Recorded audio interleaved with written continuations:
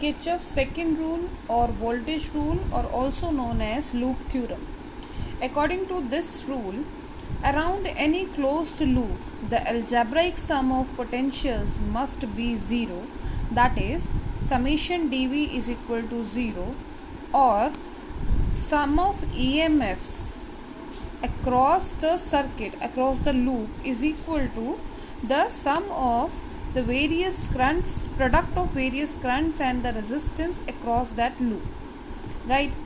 To solve such situation also we need to follow the sign conventions. So according to the sign conventions, the first rule is, if the negative terminal of the cell encountered first, means when we are looping the loop either in clockwise or in anti-clockwise direction, when negative terminal of the cell encountered first, then EMF is taken to be positive and vice versa. Basically, keep in mind, when negative terminal encountered first, EMF is taken to be positive, and when positive terminal encountered first, then EMF is taken to be negative. Second sign convention, if the direction of current through the resistance is same, if the direction of current through the resistance is same,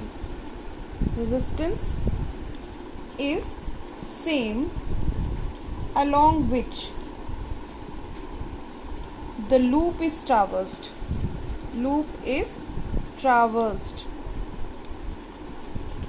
then that direction, right, in this case the product of I and R is taken to be positive.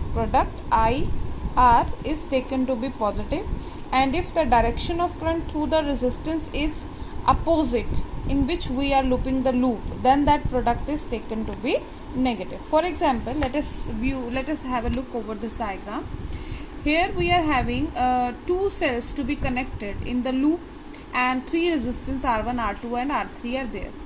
You can see from the cell E1, the current I1 is flowing through the circuit, and cell E2 is giving the current I2, and from R3 collectively this I1 plus I2 current, if we can say, I3 will pass through this. Right?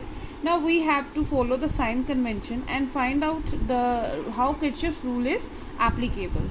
Right? According to the first rule, when negative terminal of the cell encountered first, in that case EMF is taken to be positive, and when positive terminal encountered first, EMF is taken to be negative.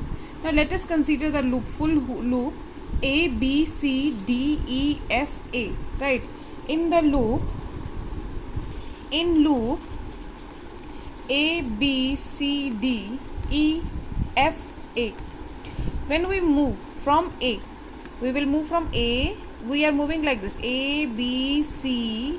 So positive terminal of the cell encountered first here, so E2 is taken to be positive. Right?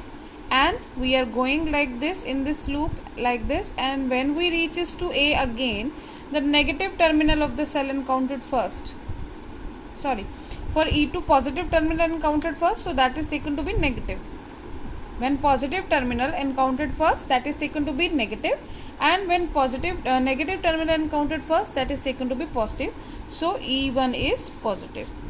Now for writing the product IR, let's start moving from this. When we move from this here, you can see the direction of current is here, toward opposite to the direction of traversing the loop. We are moving like this, and the direction of current is this.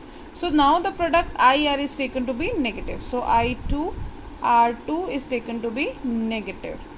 As we have written, if direction of current through the resistance is same along which the loop is traversed, then IR is taken to be positive. But here the direction is opposite.